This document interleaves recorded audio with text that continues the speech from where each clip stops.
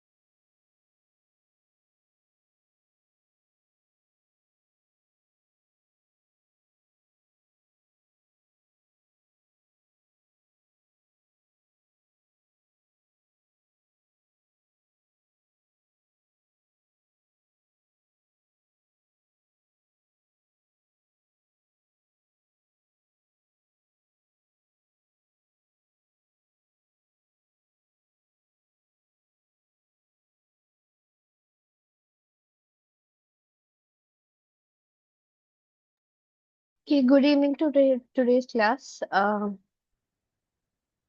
So,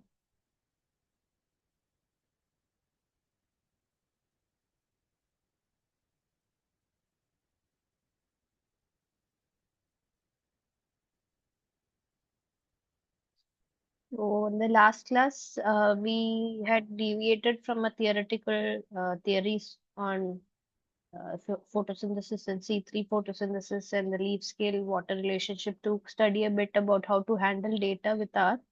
I took some introductory sessions in R. Uh, we talked about um, many kinds of data structures.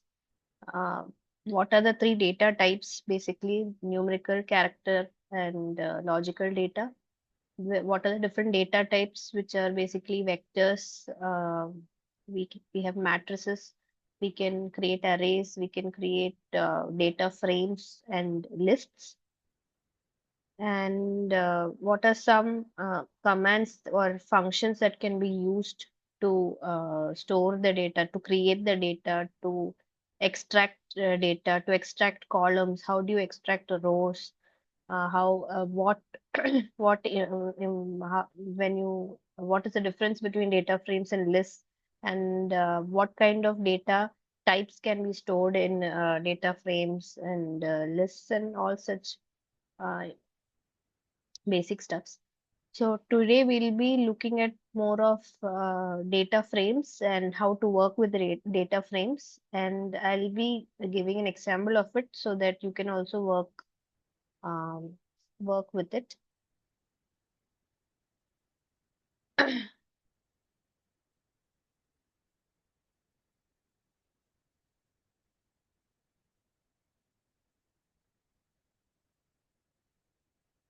So this is an example of creating a data frame uh, to just refresh your memories regarding this.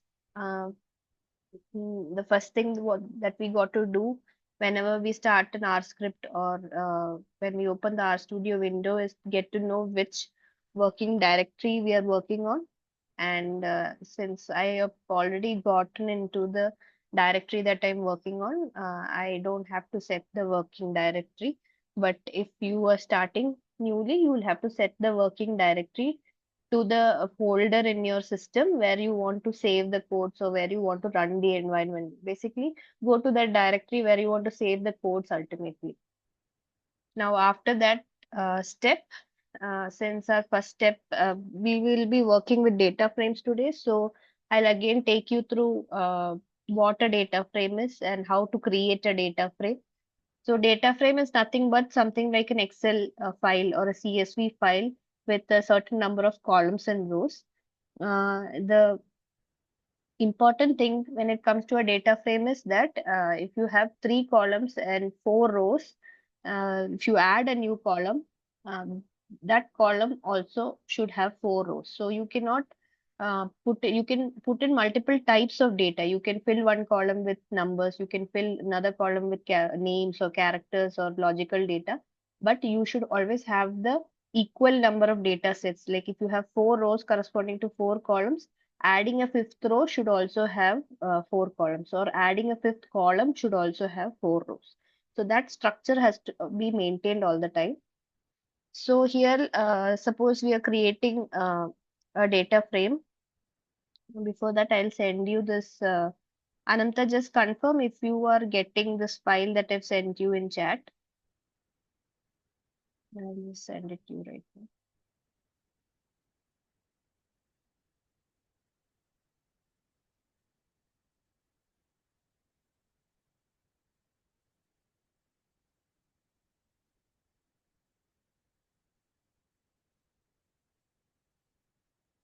So, are you able to download this and access this?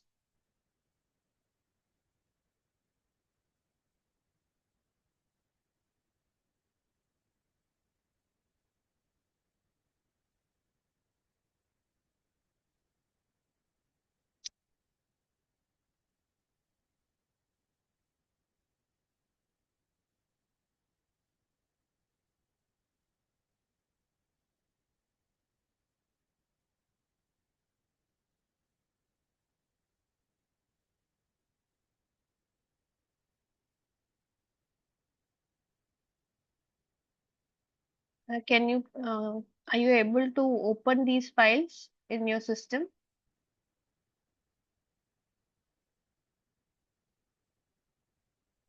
Okay.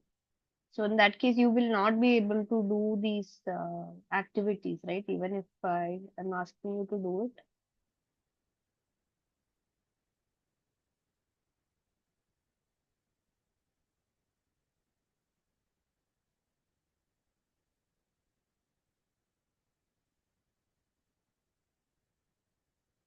Okay.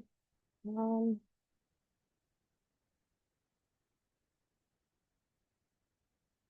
all right, then I'll put it in as an exercise. I mean, it doesn't, you're the only one here, but again, since you're on the phone, I don't think so you will be able to do the problem, do the exercise. So I think I'll just explain it and then share the data with you so that you can work on it and submit it later. All right. So just refreshing, in order to create a data frame,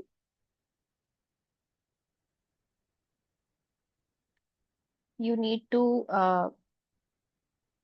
um, say, I want to create a data frame of students. And for that, the command that I'll use is data frame. And with the first column as names of the students, which is going to be stored as a vector. So for the purpose of vector, I use the command C and then start storing some name.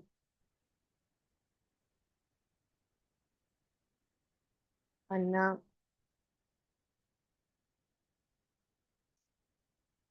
Mhm. Mhm. Okay. And then once I've stored the names, I will put a column with their ages again as a vector, say 20, 22, 21. And I need their marks equal to 70, 75, 85. So this is the data frame that I want to create. So once I run this, I get a data frame like this with their names, ages, and marks. And the first row has Anna's age and marks, Kathy's, and Anoop's. Next thing is, if I just want to retrieve, I mean, suppose the assignment is to obtain the names of the student that are who are available or who corresponding to this data. So what I do is I just want the names. So then I can go, I can type the students dollar, and then you can see on the screen that automatically whatever columns are available in the data frame comes. So then I can select names and run it, and I can get the names of the students alone stored in a variable. Now, if I want to say get the row numbers, or I want to know what is the name and the data corresponding to the second row, then I use this mm, data frame's name, square bracket. Like I said, uh, the data frames rows and columns will be named in the order rows first and column. So if I type in this inside the data frame, then it means that I'm looking for data within the second row and the third column. So suppose I just want the data within the second row, then I can just put it within square brackets, the row number alone, and every other data corresponding to every column. So if you don't put any data in after the row, it means that you want all the column data. So then when I run this command, you can see that what is the data corresponding to the second row, which is Kathy, and what is her age and corresponding marks. Then again, there are some things like head of students, which will give you the first five data corresponding to the top of the column. and tail will give you the data corresponding to the bottom of the column. The call names command. Now, if you do this, call names and put in the data frame name inside here, you will get what are the column names. And similarly, row names also. Right now, we haven't named the rows in any ways. So if we do the row names, we get that the row names are 1, 2, 3. Now, if you want to manipulate data, now you want to create a new column, and in that column you want to add the students who have passed the exam. So the criteria for passing exam, if it is above 75, then you will write this name of the data frame, dollar, the name of the column that you want to create,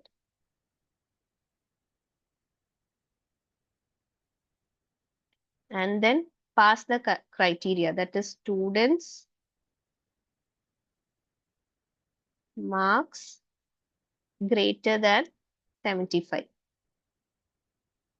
Now you have a criteria that is passed, and if you look at the data frame now, you will see that you have created a column where uh, the past column where students who have scored greater than 75 is only one. So the person who has passed is only the one who's got 85 marks. So in order to manipulate data, that is create a new column, you can do something like this. Or say you want to pass some new data to the column. You say students, I want attendance. So again, dollar attendance, and then you will students attendance is equal to students attendance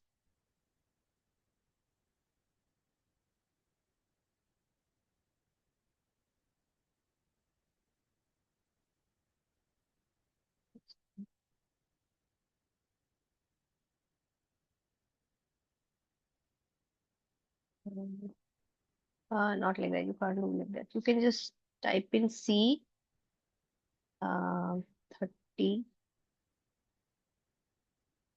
50, and then you see the fifth variable in the first position 40, 50, and 70 can be found. Now you out of so this is how you manipulate data with a data frame.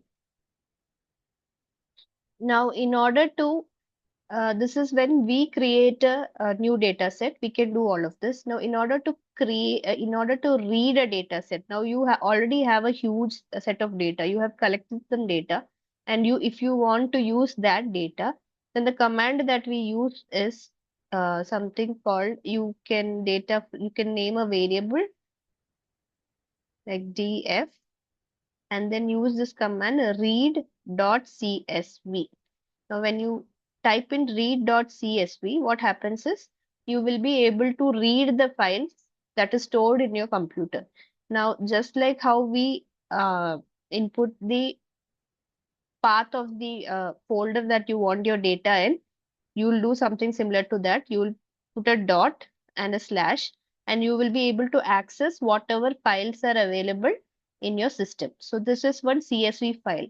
So then I'll select this file. Say if this is the file that I want to read, then when I run this command, this entire file which is stored in my system can be read.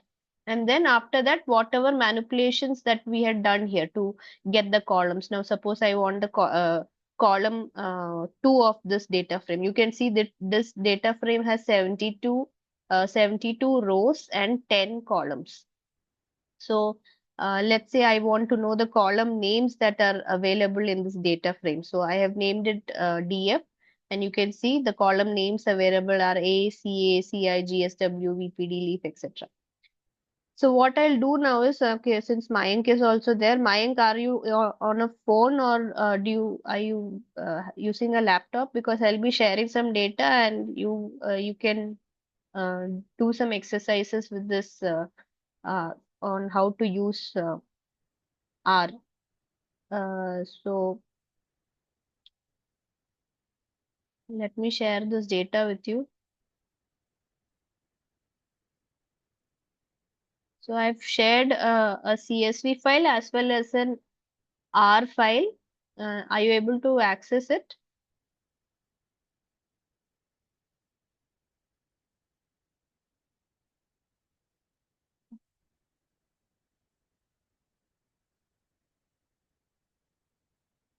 Mayank, I'm asking you because Ananta said that she's using a phone, so she is not able to access it. But are you able to do it?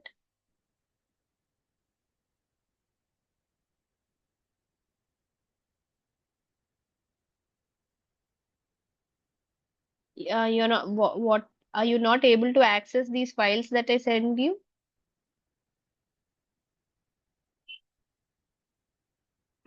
Yes, ma'am, there was something a technical glitch in my laptop, therefore I am not able to access these files right now. Okay. Um. Okay. So I think it's pretty pointless. Anyways, I'll do the exercise then. I think that's better.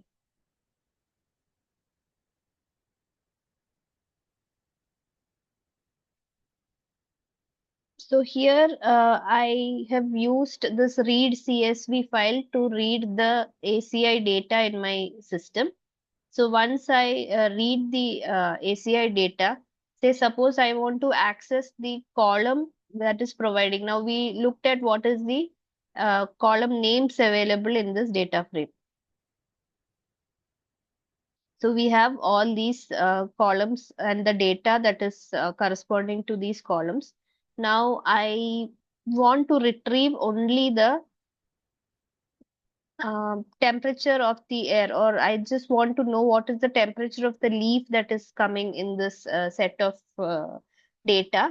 And in that case, in order to retrieve that alone, I can go df dollar sign and select tea leaf. And when I do this, I get all the data of the leaf temperature that is present in this data sheet df. So I have read the data. I was able to access one column or particular data that I require.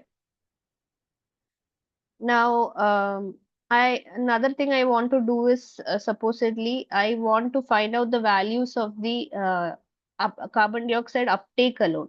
So this is the data of ACI curve. We have the A, we have the ambient carbon dioxide, intercellular carbon dioxide, stomatal conductance, VPD of the leaf, air temperature, leaf temperature, RH inside the chamber, ID that is recognizing this particular point, and the replicates. I have four replicates of ACI curve, so a replicate number. Now I only want the data that are positive in this A.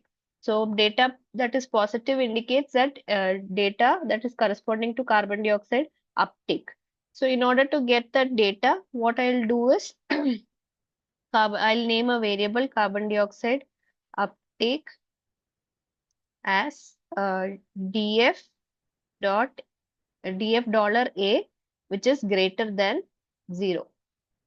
So I name a variable where I'm going to store the data in this data frame corresponding to the assimilation, which is a and greater than 0. And when I run this, I I'll get a carbon dioxide variable which is logical. That is, you can see here it becomes true, true, false, false. So now suppose I put a column df dot uh, carbon dioxide uptake, and I can store this variable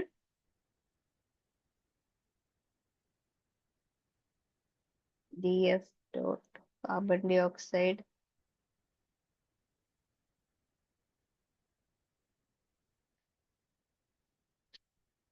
Then you can see that in this column, in this data frame, I've got an extra column that classifies each row based on the data. So if you see here, the first row has data that is positive, second row has data that is positive, third row has positive, but when it comes to the fifth row, we see that the data is negative. So you have the respiration value here, respiration value here, respiration value here. Then again, you get a bunch of carbon dioxide uptake. So this is how you can use this data to recognize the values in the column that is corresponding to a particular condition that you require. Now,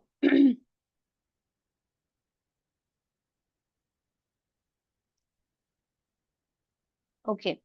In this, what I'm going to do is I want to get the values of this column. Now, I understood that carbon dioxide uptake is corresponding to a particular value of photosynthesis, which is positive and negative, will give true and false. But I also want to extract those values. So in that case, what we do is we use these if-else statement. There are conditional statements like this variable, this column in the data frame that I have chosen, DF dollar carbon dioxide uptake. If the ACI data, the DF data is greater than 0, then I will fill that cell with the data of the DF. Otherwise, I will fill that cell with 0 value. So if you go down to the console and type in if else, you will see how these conditional statements can be used. So if else statement is used where you first provide the condition as a first argument. What happens if the test is giving you a positive, and what happens if the test is wrong? Then what is the condition that you provide? So test is an object which can be coerced to a logical mode. Yes returns a value for the true elements, and no returns a value for the false elements. So our test is where we choose if our A value is greater than or greater than 0. So DF, this is the column that is representing the A value. So DF dollar $A is greater than 0. Then we will store the value itself as the element. If it is not greater than 0, then we will use the value 0, because we don't want the values of respiration. We only want to know what is the total carbon dioxide uptake. So we want to create a column that is corresponding to this. Now, say we give this column another name, say DF, uh, yeah, we can carbon dioxide uptake values, because we already gave a carbon dioxide uptake where we get true and logical statements, right? When you run this command, you will see that in this data frame, you will get one more column where you're getting the values also of the assimilation. All these values which are positive, and the negative ones will be written as 0 in here. So you're retrieving all the positive values of the positive carbon dioxide uptake values, and the respiration values will be written as 0.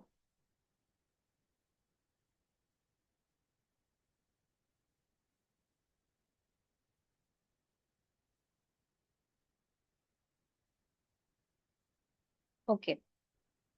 So this is how you can work with with the ACI data, since both of you are not uh, in a situation to work right now. What I'll do is I'll post this ACI data in the group, and I will be sending some questions. You can do it. I mean, do it as an exercise and submit it. So next I'll move on to how we do the same thing with lists. So this is how you manipulate. You add data, you uh, view data, you retrieve data, you manipulate with the data in data frames. So something of this sort can be done with list also. Why I'm focusing a lot on data frames and lists is because that is basically what we will be working with in Biochrome. So list is also something like this.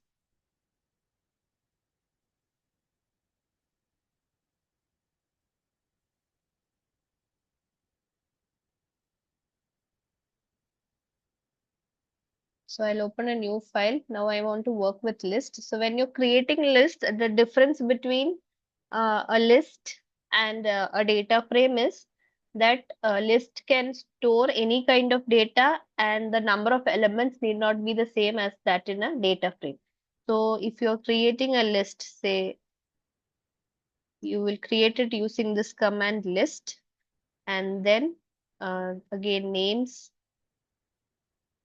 Okay, now I don't want the data frames and all of that in the environment because it might sometimes overwrite or it will keep showing in the new script that I'm creating. So I'm going to remove all of it. And for that, in the console, I will write rm list is equal to ls bracket. This was something that I had given in the last class. So when you do this, you can see whatever datas or variables that was stored in the system, in the environment is all removed. Now we can start afresh. Now list names, names is equal to, I'm storing some names. Okay,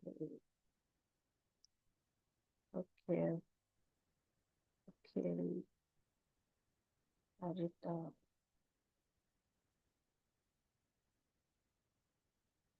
Should- Now I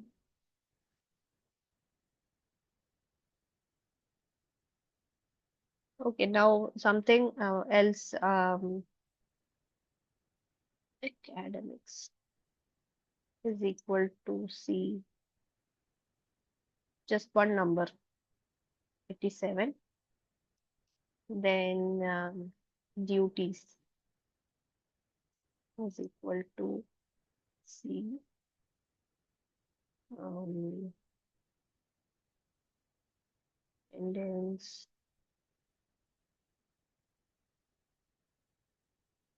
marks, assign,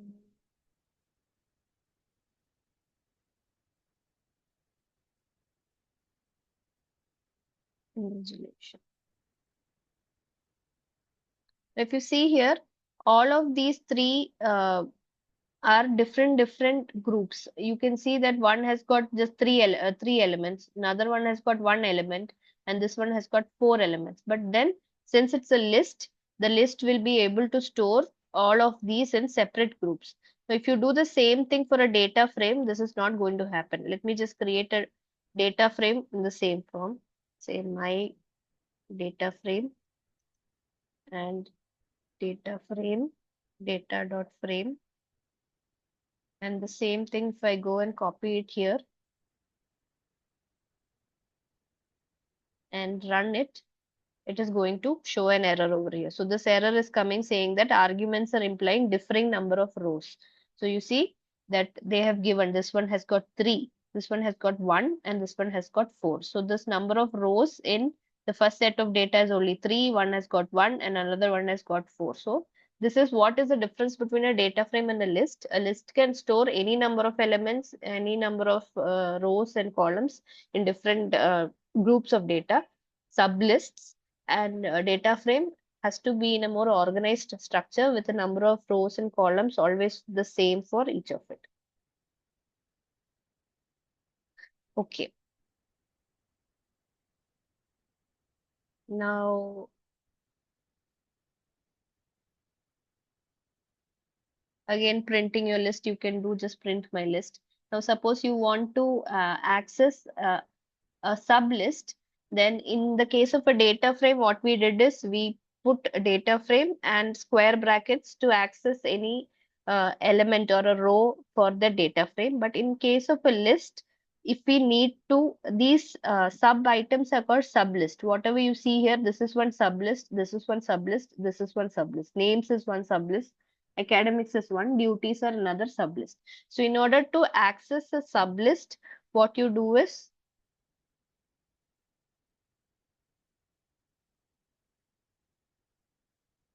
here and 1, and you can see what is the first sublist. Now again the same thing, if you do it for 2, you can see what is the second sublist. Now suppose you want to access an element within the first sublist, then what you have to do is my my list 2 square brackets. Now this will take you to the sublist, and 2 square brackets will take you to the element within the sublist. So say if you want 2 over here, you will see that in the sublist My sublist 2. Okay, since it is only having one element, say my sublist dollar names, and you want the second name, you can get the second element of the list name. So suppose you want my list and something from duties. What is the third duty?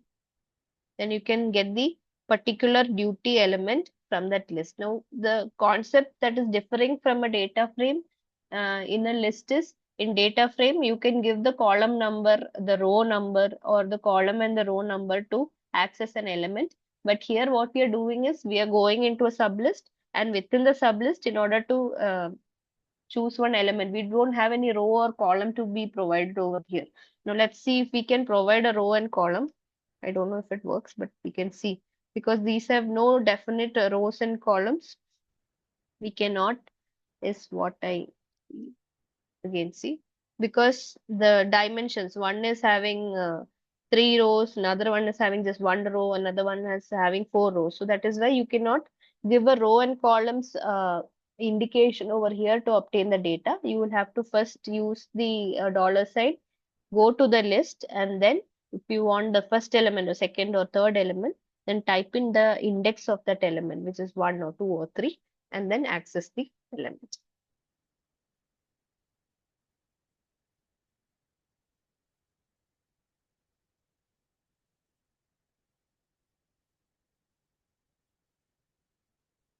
Again,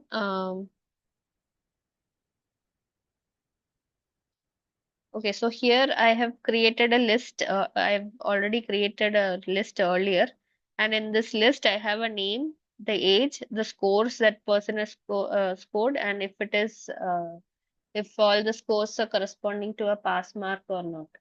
And in that, I want to know what is the first score. So this using this double square brackets, I am accessing the first score, and the first score happened to be 85. Now I want to know it. I don't want to go to the environment. I can just print it over here and I will get this value over here. Now I want to access the past element, then I can see the past element. Now suppose like in a data frame, I want to add a new element country to this list. Then similar to how I added a data in the data frame, I can do my list dollar and add some new thing, which is country, and then whatever give the country name. And you see that in the list, a new sublist is formed with country and having one data corresponding to that. Now, suppose I want to remove a column or remove a sublist. In that case, I will do my list. I want to remove this past list from here. If I run this line, my list dollar past null, then you'll see that from this list, the this one has been removed. Whatever list has been passed has been removed. So this is how you work with list and data frames.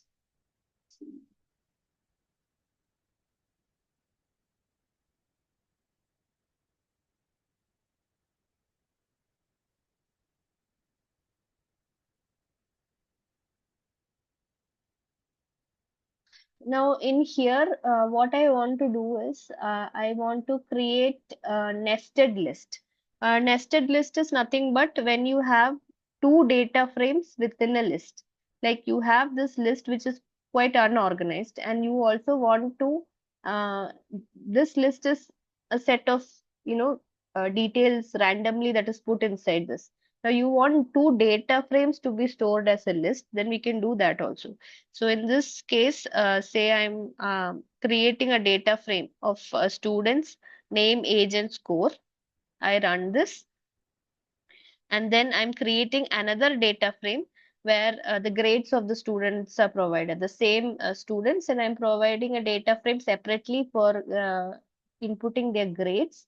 And if I run this, and now I want to store both of these data frames into a list, then I can do this. I can just put this list the info of the students is stored in the students data frame. The students is the data frame that I have named here, and grades is the data frame that I have named here. So when I run this command, what I'll get is I'll get initially I got one data frame grades, which is consisting of two columns, and another data frame which is consisting of three columns. Now here, when I run the students data, I get a list where one data frame is stored inside info and another data frame is stored within the grades. So this is what is called the nested list, where you're storing two data frames within a list, or it can be a number of different groups of lists within a list. So this is also possible in R, and these are some ways data is majorly worked when it comes to BioCro. So today's class, I had actually intended to make you do some activities using this data, but since none of you are having any accessibility to um, this one, I'll probably put it in as the as assignments in the group, and you can do it on your own, or maybe I'll do it in the next class if more students are available. So I think that will be it for today's class. I mean, unless you both are not in a situation to do hands-on, then I think it's pointless. So I'll see you tomorrow. We'll have a class tomorrow at 3 p.m. So probably try to make yourself available with a laptop where you can work with these with this so that it is useful for you while doing the plant modeling with bio. So yeah, that will be it for today's class. Thank you for attending. Thank you, ma'am.